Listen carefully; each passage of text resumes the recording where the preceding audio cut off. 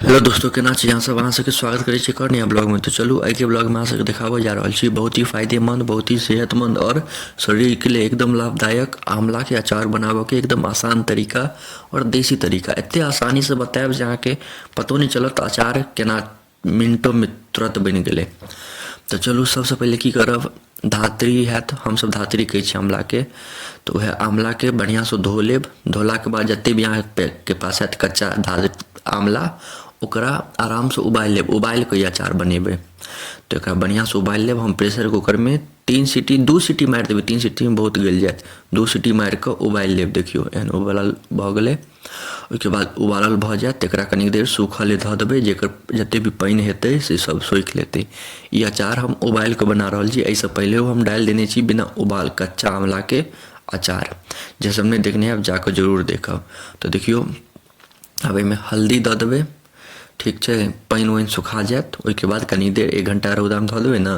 ताहिके बाद पानि वाइन सुखा जायत। ताहिके बाद हल्दी धऽ देब, नमक धऽ देबै। देख लियौ जे हिसाब से देखा रहल छी। 1-1.5 चम्मच हल्दी दऽ देबै, 6-6.5 चम्मच नमक धऽ देबै। ठीक, एते आंवला में जते आंवला देखा रहल यऽ। और 2 चम्मच दऽ देबै ई मिर्ची पाउडर, लाल मिर्च पाउडर। 2 चम्मच बहुत छै। ठीक है, ये सब मसाला सब धऽ लेब उएह दिन।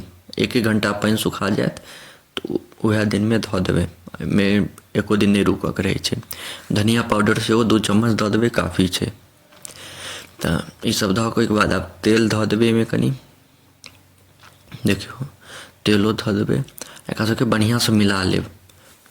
जहिया उसनबै ना, जहिया उबालबै ना, ओहिए ई सब मसाला 1 घंटा पानि सुखाय ले धऽ देबै रौदा में। फिर ओहिए दिन मसाला के बढ़िया से सानि लेब। जखन पानि सुखा जेतै एकदम बढ़िया से सानि लेब, जे हर आंवला में एकदम कोना कोना तक मसाला पहुँच जाए, जे खाय में एकदम मस्त लगे। बहुत नीक लागत, बहुत ही फायदेमंद शरीर के लेल एते फायदेमंद छै। अहाँ सबके की बताउ, अहाँ सब एक बेर खेबै तो पूरा गैस के पेट खत्म भऽ जायत।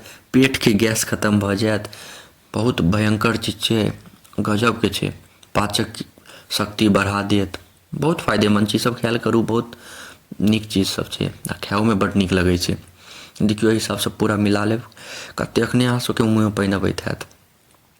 देखियो कते मस्त लागि रहल छै। तो एनाही कऽ बढ़िया से कऽ लेबै। कनी ज़्यादा हम 3 सीटी मारि देलियै तऽ कनी ज़्यादा अथी भऽ गेलै, की कहै छै एकरा, उसना गेलै। तैयो ठीक छै, अहाँ सब 2 सीटी मारब जे कनी खाय में नीक लागत। बड़ नीक लगै छै खाय में। देखियो आब सब बढ़िया से मिल गेलै एकदम बढ़िया से। ई अखनो खा सकै छी।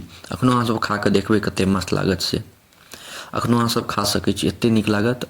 ई अखनो अचार बनि गेलै, लेकिन रौदा में सुखा देबै 4-5 दिन तो और मस्त भऽ जायत।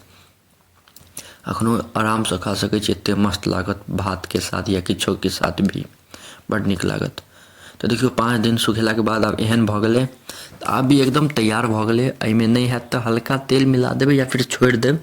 नहियो मिलाब तो सीधा डब्बा में राखि लेब। ओहिके बाद आराम से खायब। नहीं तो रौदा के देखियो देखाबै छी अहाँ सबके। देखियो कते मस्त छै। एना दबलिए पूरा दबा गेलै। खाय में एते नीक लागत, एते चटपटा लागत, की बताउ। अहाँ सब घर पर जरूर एक बेर ट्राई करब। तो अहाँ सबके एते देर तक देखऽ के लिए धन्यवाद। नीक लागे तो लाइक, कमेंट, शेयर, सब्सक्राइब जरूर करब। मिलै छी अहाँ सबसे अगला नेक्स्ट ब्लॉग में। तब तक के लिए धन्यवाद।